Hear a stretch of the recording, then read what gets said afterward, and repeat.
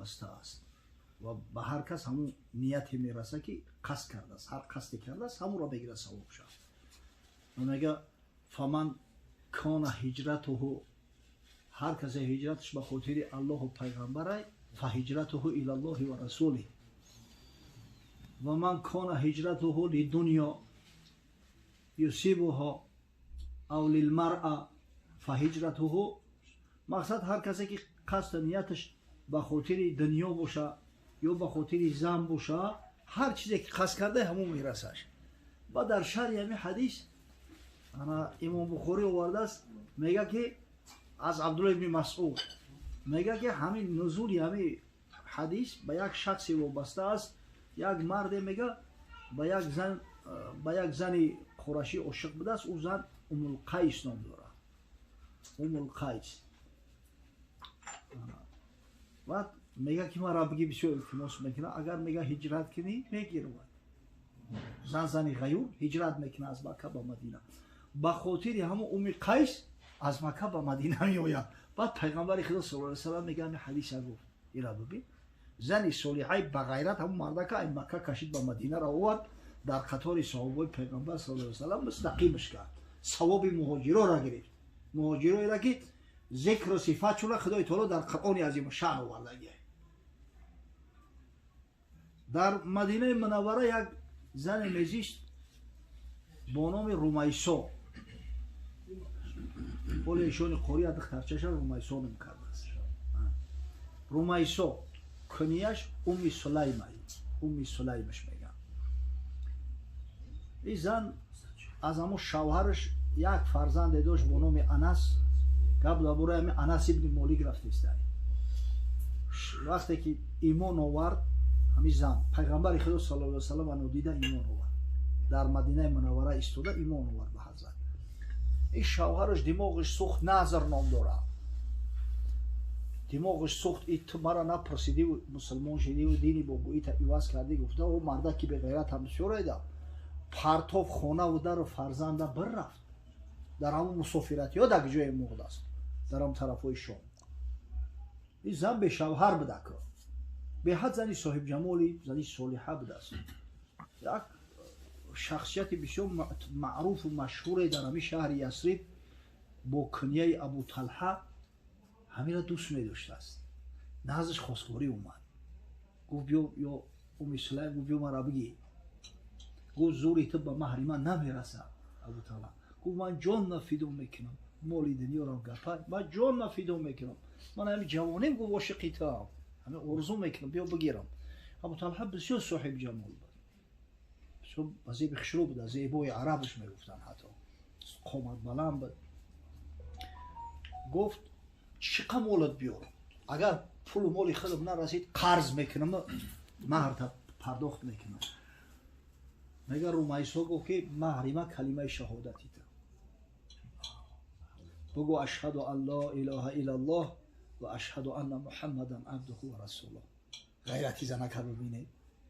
ابو طلحه مسلمان شد. چی مسلمانه؟ از نزدیکای پیامبر صلی الله علیه و سلم، از همون جوان مردایی که در تمام جنگ‌ها در پهلوی پیغمبر صلی الله علیه و سلم بود. اینا ببینید. و خدای تعالی اگر هم تری زن از مثلا دیگه ایده چی دیگه به ارمان میره به خدا قسم. همه احتیاج به همین که زنای صالحه دارن. خدا کنه که مسلمان‌ها به قدری زن برسن، خدا کنه که به قدری دخترکا برسن. وقتی صاحب دختر شدن مثل ایشون قاری، خدا برکت بده ایشون قاری. والله در جا که گپ برای من هم ایشون قاری را مثال میارم که تربیت کردن دختر از ایشون قاری ما یاد بگیره. دخترای حافظ قرآن. الله اکبر. همه میدونن که ما با ایشون قاری رابطه داریم، دوستی داریم، چندین نفر رو با مراجعت میکنن که همین خیل خواستگاری بریم چخیله میگم بچه‌ت حافظ قرآن هسته، او مردم دختر رو حافظه کرده گیه بچه‌ت یک عوامی دنگ کجا میرن خونه او خواستگاری. بچه‌ت تربیه کن که غیرت تقلا بچه‌ت تربیه کن، پروردگار حفظش کنه انشالله. این خدای بزرگ ببینه عجیب یه نعمتی را داده، حکمت پروردگار هم در همین است. دختر در جای تولد شده است که انشالله به قدر دختر میرسن، دختر تعلیم تربیه میتن به طریق باید شاید در خوب و نیک شدن آداب و اخلاقش، علمش، تعلمش سعی تلاش ورزیده می شود. پروردگار رویده و رومیسا را ببینه با دو دختری دکانیک تولد شده است. الله اکبر. صالحه و سالمه و تندرست با 4 اشکالی به تو بباید برسونه.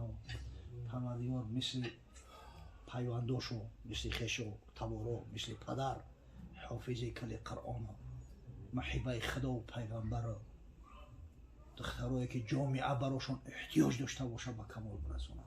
و پروردگار ما پدرها را، برادرها را غیرت همت بده که وقتی که مثلا خدای تعالی دختر مداد، وقتی صاحب خواهر شدیم سعی تلاش به خرج بدیم که همون فرزندی خوب به کمال برسه. قسم به الله، اینا قسم حونشی خوردستم در بلای دخترای صالحه جنگ ای او زمانی که ما بودیم امروز با کمچینتر شدگیان اما دعوا و جنجال کم ای. دختر حالی میبینی طلبه مکتبه صالحه که هسته تمام نکرده است، علکه خسگور بلای خسگور بلاش میرود، خسگور بلای خسگور میرود. خیلی نعمتی بزرگیده. ولی بعضی ها شکایت میکنن دختر رو کلان شده یک تموری بخت نمی‌نویسی، یا دعای بخت نمیکنی. ای مردک خوب، از برای خدا دختری نمی مثل نمی کاسه شیره، دیده اینمی کاسه شیر اگر همینجا موندگی باشه بولوش اگر محکم نکنی همین گرد غبار شو، اگر همون چنگ خوک در بولوش میتوه. ناموسی مرد ای اون دختر، ننگی مرد ای، آبروی مرد است یا شرمندگی و خجالتی مرد. انا خود بولو یا شیر پوشانده بتونی و یا دختره که صالحه را خدای تعالی برای داده است در تعلیم و تربیهش اقلا دست بولوی دست نگذاری. چی جوان مردی ای؟ گفت و زکی نالیم که از ماست که برناست.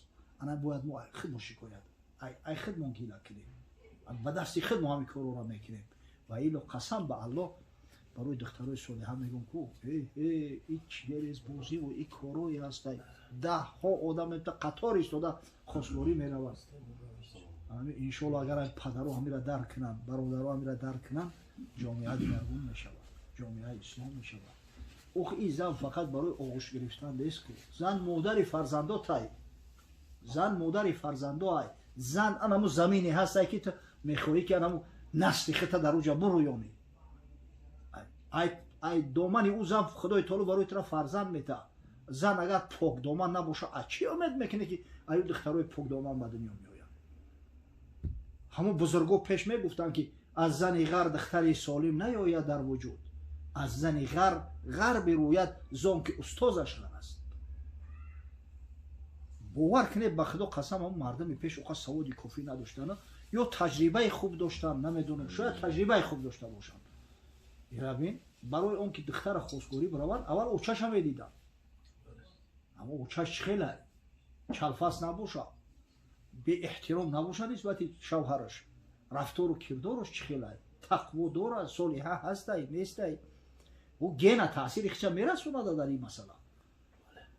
برای همین انشالله اگر سعی کنیم تلاش به خرج بدیم خدای تعالی آبرو و عزت دوره اینا نصیبت میگردونه. این را پیغمبر نازنین میگه من آل جاریتین، کسی همین دختر را تربیه کنه، دختری صالحه تربیه شو کنه حتی تبلغ تا زمانی بلاغت نگه بین شو کنه.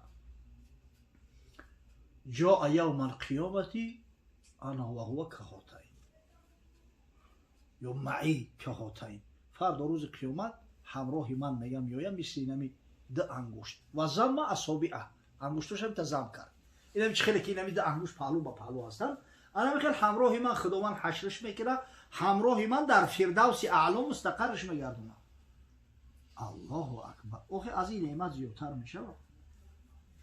حضرت صلی الله علیه و سلم 4 دختر کلام کرده و به بلاغت رسونده و شوهر داده است.